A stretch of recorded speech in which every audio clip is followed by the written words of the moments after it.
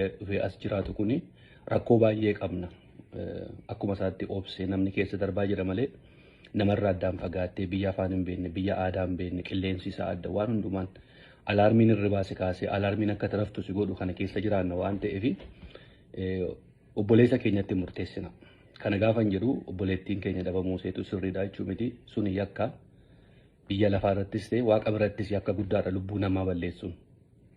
Waaqayyoon lubbuusee kan jannataa nuuf godhu taajuun garuu maaltu kana keessa isa galchee rakkoo biraa qabaachuu danda'a. Kanaaf ariifannee arrabsanii maal jechuurraa waan akkasii kun akka hawaasa keenya keessatti kana booddee hin dhalanneef dargaggoota fuudhuudhaaf deeman itti barsiisa ta'uu qaba maleessa. Akka gootaatti waan kana fudhatanii warri leellisaa jirtanis sirrii miti. Warri immoo gurbaas xiqqeessitanis gurbaas arrabsitanis sirrii miti. Isaan gidduu rakkoo jiru isaantu beeka. Maaltu kanarraan immoo isa ga'e. Lubbuu namaa mana dhiisee fi deemuu utoo danda'u lubbuu balleessuu sanarraa wanta isa ga'e kun hojii seexanaati waan ta'eef waaqayyoon kadhadhaa fi amantii qabdan hundumaan.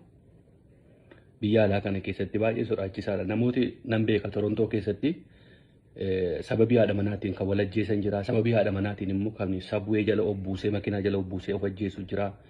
Kan summiin of ajjeesu jira. Kan fooqii irraa of darbatutu jira. Maaliif dhiirri keenya baay'een jireenya biyya alaa kana mo'achuudhaaf jecha horii baay'ee dhangalaasee biyya dhaqee haadha manaa fidee asitti immoo gaafa utuu yeroo xiqqoo hin turin haati manaa amala biraa bartee sanatti mufatee waan baay'ee keessa gala. Yeroon jalqaba fuudhe anis akkuma kanaan fuudhe haadha manaa kiyya na sodaachisaa turan hiriyoonni baay'een akkam gootama haadha manaan kiyya as dhuftee yoo si gantee si biraa deemtee gaafa jedhanii waan tokkoon of amansiise. Ani intala Oromoon fuudhe intalli Oromoo as dhuftee jireenyi ishee yoo geeddarame anaaf waan guddaan sanaan jedhen dirqama ana wajjin jiraachuun qabdu yoon hin taaneefi. Waan biyyaa fideef immoo dirqama na wajjin jiraachuu dirqama waan hin jedhu duwwaa dhageessee otoo hin taane isheenis 50 fidee anis 50 fideen wajjin hin jiraadha. Jennee kun bultii keenya erga ijaarranne waggaa 15ffaa keenya wajjin hin jiraachaa jirra. Warri fuudhaaf adeemtani yeroo hundumaa haadha manaa keessan kaadimaa keessan irraa dhibba hin eeggatina. Isheenis amala mataa isheetii qabdi, isinis kan mataa keessanii qabdu walakkaatti wajjin hin jiraadha. Waan biyyarraa fiddaniif qulqulluu akka isheen isiniif taatee isinii wajjin jiraattu duwwaatti of hin amansiisina. Waan isin biyyarraa isin fiddeefis isinis akkas ta'uu hin qabdan. Wal danda'anii wajjin hin jiraachuu. Amala walii wal danda'u. Hiriyaa isheen qabduuf kabajuu fi hiriyaa keessan isiniif kabajuu. Maa eessa dhaqxaa maaf kana baata abala wajjin maa dubbattaa inaaffiin sun yoo jiraate bultiin hin diigama. Bultiin diigamuu duwwaa immoo otoo hin taane waan amma obboleessa keenya kanarra ga'eetu namarra ga'uudhaaf deema waan ta'eef gara fuula duraatti warri fuudhuudhaaf deemtanii akka gaariitti waan kanarratti yaadaan isiniin jechuu barbaade. Baga nagaan nufti abbuyya. Tokkotu barreeffama waa'ee Girmaa Xurunee sana akkam gootee naan jedhee. Waa'ee Girmaa Xurunee masmara lama barreesse masmara lama gaafa barreessu seexanni iyyuu jalqabee jira. Dur gaafa biyya ture cherchii makkanniisaan naqaa ture makkanniisaan miti Shiroomeedha. Luba bal'inaa bara makaana Yesuusii achi dhanna roobii namoota rakkina qabaniif kadhatu. Gaafa hidhattee waldaa sana keessa ol galtee qees bal'inaan lallabuu jalqabanii wiiw jettee seexanni iyyuu jalqabdi. Seexanni gaafa iyyitu fidanii gara fuula duraa kanatti iyyisiisanii mee akka hoolaa yookiis akka harree yookiis akka waraabessaa sadii iyyi ba'i ittiin jedhuun. Amma gaafa maqaa namicha kanaa dha'u iddoodha iyyuu jalqabanii jiru. Waccisiifnee dhumarratti yeroo sadii keessaa iyyi ba'i ittiin jennaan. Artikilii adda addaa fa'aa barreessaa jiru. Artikilii tokko gadda isinii maxxanseen ture. Maalumaaf maqaan gurbaa kanaa dha'ame jedhanii mata duree wayii irratti naa kennanii waa'ee tokkummaa Oromootiif daldala yuutuubii aftaamuu lamuu jedhanii jalqaban. Waan akkasii kana namoonni peejii sanatti gargaaramanii maqaa biraatiin baasan gurbaan tokko himaa jira. Maqaa namoota sanaan dha'u namootuma gurguddaadha. Namoota nuti waan guddaarraa eenyutu gaddeebi'ee waan hin taane maqaa dhuffatee waa barreessa. Artikilii akkasii gaafa namarratti olola oofuudhaaf waa barreessitanii isinin gorsa akka obboleessaatti jalqaba maal gootu mata duree sana waan bareedaa barreessa. Daldala yuutuubii jettanii gaafa barreessitanii inni isa booda jiru suni arraba bakka namni sana dubbisu hin jiru. Garuu waan gaariidhaan jalqaba. Waa'ee tokkummaa Oromootiif daldala yuutuubii aftaamuu lamuutiin jalqabde sana booda maal dubbisa namni? Wanti dubbifamu hin jiru. Arrabaan jalqabde waan ta'eef. Garuu maal goota? Sabboonaa Oromoo fi waa'ee tokkummaa Oromoo artistii yookiin jeneraal Habtaamuu yoo jette maaltu jiraa jedhee namni sii dubbise ergaa kee kana. Isin immoo jalqabuma gaafa jalqabdanii arrabaan namoota gurguddaa akkasitti taa'ee maqaa dhoffatee godha waan ta'eef yoo wanti isin barreessitan waan dhugaa ta'e itti amantaan taatanii akkuma nama dhugaa kana gadi ba'ee utuu maqaa kiyyan dhoffatiin fuula kiyyan dhoffatiin haasa'aa jiru konfidensiin gadi baasaa. Maqaa dhoffattanii caccabsaa dhuga baasii maaloo baasii siyaasa akkasii kana dur bira dabarre nuti. Bara 2000 maaloo akka godhe maaliif har'a dubbatta waan maqaa girmaa ta'eefi maaliif kanaan dura hin barreessine bara 2017 har'a miti waggaa meeqa waggaa 5 keessa jirra. Yeroo sana maaliif hin barreessitan? Seexanoota akkas iyyisiifnee keessaa baafna. Seexana qabsoo bilisummaa Oromoo keessa akkas silmii dhiiga Oromoo tuuta. Silmiin waan dhiiga saawwatuutteef saawwan taatu. Kanaaf qabsoo keessa waan jiraataniif qabsaa miti. Warra qabsoo keessa galee isa kaan immoo gingilchaadhaan eeggadhaa. Artikilee akkasii namarratti gaafa barreessuudhaaf jettanii akka gaariitti bareechaatii Habtaamuu Lamuunii nama akkasiiti akkas ture.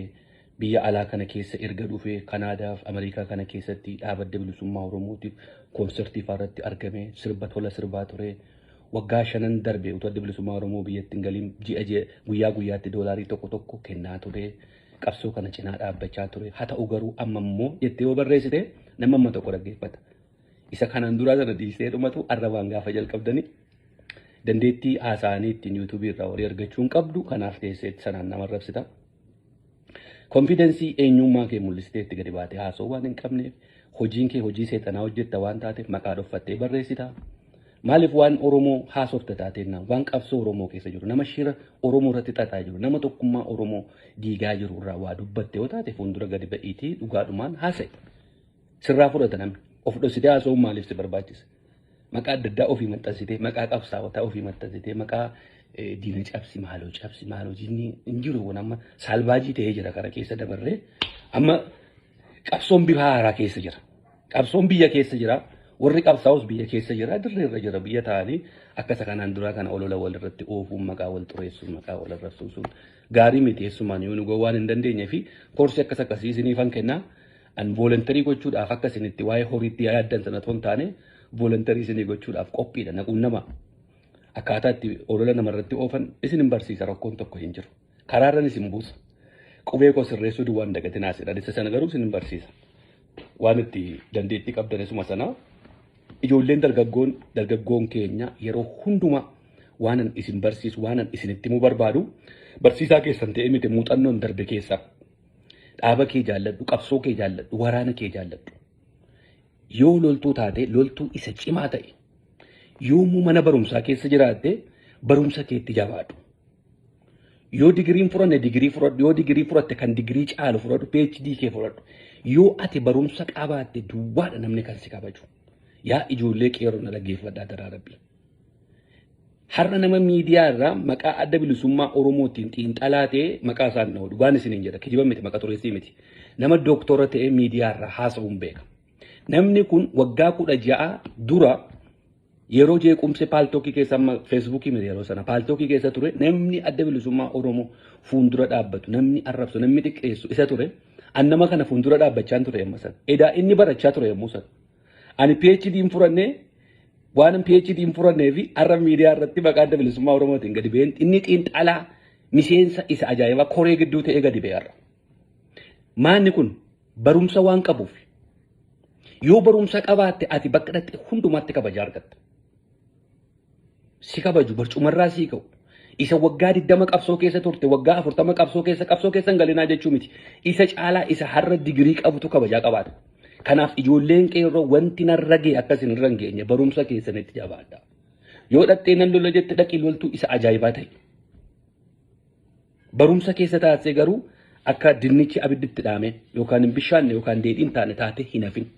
Har'a sitti gargaaramanii siin nama si arrabsiisanii siini sitti tuqtuqanii akkati dubbattu si godhanii miidiyaa irra si baatanii isaan ofii isaaniitti gadi ba'anii dubbatan akkati gadi baatee dubbattu si godhu akkati nama wajjin wal loltu si godhu si xiqqeessanii maal si godhaniitu borii dhimma kee namni qabu hin jiru. So dammaqa ijoolleen dargaggoon barumsa keessan hin dhiisina. Barumsa keessan itti jabaadhaa. Eenyuun tokkittiin see meeshaa isin hin godhatin. Meeshaan turan natti gargaaramaa turan. Har'a warruma sanatu har'a maqaa dhuffatee maqaa na xureessa. Isan kaleessa godhe san gadda godhe waggaa meeqa godhaa fi ture sanaaf they don't care. Isaan dhimma siin qaban. Isii yeroo ati itti buutu sanaa ilaala. Eenyuun akka hin jedhu ergaan kun isaaniif gala maqaa isaanii dha'uun nan barbaachisu. Ani miidiyaa irra kan hin gadi ba'e yeroo hundumaa haasa'u muuxannoo ani keessa dabarse kana ijoolleen na booda dhufan gufuun na gufachiise sun akkasin hin gufachiifne. Alamma gantuudhaa maaloodhaa bilchigin ani jireenya biyya alaa jiraadhe keessatti walgahii hawaasni geggeessuun ala walgahii Jawaar dhufee nu waame kan OMN faa kanaan ala walgahii dhaaba kamii keessatti hirmaadhe hin beeku. Irsummaan dhaladhee kaasee bilisummaa Oromoon beeka. Garuu mataa waan hin jabaadhuu fi ergamuu waan diduu dhukkeen irraa kaasaa oolu. Gareen ijaaraman amma waa'ee tokkummaa Oromoo namni akka Habtaamuu Lamuu labsu jira dhugaadhuma isin jedha amma kijiba miti namni akka haasa'u jira. Namni akka waa'ee tokkummaa Oromoo kabaju jira. Gaafa Oromoon Arsii tuqamu kan gadi ba'ee haasa'u. Gaafa Tuulamni tuqamu gadi ba'ee kan haasa'u. Wallaggi gaafa tuqamu gadi ba'ee kan haasa'u. Kiristaanni gaafa tuqamu, Islaamni gaafa tuqamu, namni gadi ba'ee arrabamni keessa danda'amu. Gandummaadhaan deemaa nan jiru. Warra akka jiru mamaan gandummaa isaan deeman sana waan hin diduufi. Karaa kanaan deemaa jiru. Waa'ee tokkummaa Oromootiif waa'ee daldala yuutuubii Habtaamuu Lamuu abeet haasoftee duuteetta. Ngoyoomina achi jala galtanii warri wanta sana sheerii gootanii ngoyoomina Habtaamuun konfidensiidhaan fuuldura dhaabbatee haasa'aa jira nama maqaa dhoffatee namarratti barreessu eenyu irratti iyyuu Jawaariin akka hin jibbuu barbaadan Jawaariin hin jibbu siyaasa Jawaar jibbuun siyaasa Jawaar balaaleffachuun waan tokko siyaasa Profeesar Isqeel jibbuun waan tokko Profeesar Isqeel kabajaa guddaan qaba Jawaarii ulfina guddaan qaba akka namaatti akkati nama arrabsitu barbaadu akka namaatti akkati gadi baatee koloneel nafxanyaa Abiy Ahmed akka hin jedhu barbaadu hin jedhu kana. Dooktar Abiy Ahmed kabajamoon keenya hidhamtoota keenya nu hiikaa yoo hin jedhan anaaf kabajaa qabaata. Arrabsoo yoo jalqabde garuu maal godha arrabsoo? Siyaasa arrabsoo siyaasa maqaa wal xureessii wal fuuldura dhaabbachuu maqaa gufuu walitti ta'u miila wal jalaa dha'u. Namni Jawaar Mohammadin jalqaba for the first time miidiyaa irratti gadi ba'ee qeeqaan abarra. Yeroo waan taane isarratti arguu nan qeeqa. Waan hin barbaanne waan qabsoo Oromootiif hin taane gaafa argu. Ani sana gochuu kootti Jawaar Mohammad kinoo waggaa 10 meeqa Facebook irraa referendummaa irraa guyyaa tokko na baasee hin beeku. Warri kaan gaafate guyyaa tokko maqaa isaanii dubbattu bilookii si godhu. Hin turan immoo deebi'anii dhufu friend request immoo ergusiif. Bishaataan akkasiitiin waan barbaadde ittiin jettee siyaasa akka ta'e ni beeka bor walitti araaramta. Warri siyaasa biddeen godhatee immoo siyaasa immoo ittiin jireenya godhatee jiru yeroo barbaadan akka barbaadan bilookii nama garuu si arrabsisu maqaa si xureessisu diina si godhu kanaaf ijoolleen keenya dargaggoon keenya adaraa rabbii meeshaa isin hin godhatin waan nama isiniin jedhu kana guyyaa tokko isiniif gala guyyaa tokko isiniif gala guyyaa tokko dammattu waan ta'eef seevii godhadhaa viidiyoo kana meeshaa isin hin godhatin oromummaa keessan qabsoo keessaniif eenyummaa keessaniif dhaaba keessaniif lubbuu keessan dabarsaa kenna. Kaayyoo keessaniif lubbuu keessan kenna. Garuu namni meeshaa isin hin godhatin. Isinitti hin gargaaramin. Harka keessaniin abidda hin qabatin. Har'a baay'ee naasee yuutuubii irratti maaseen kun gingilchaa irratti naasa. Asirratti immoo namoota baay'ee nama 1,000 taa'ee daawwachaa jira. Wal biraan ga'a. Walitti himaa. Barumsa keessaniif. Be strong. Kanumaan isinii dhaammaddan.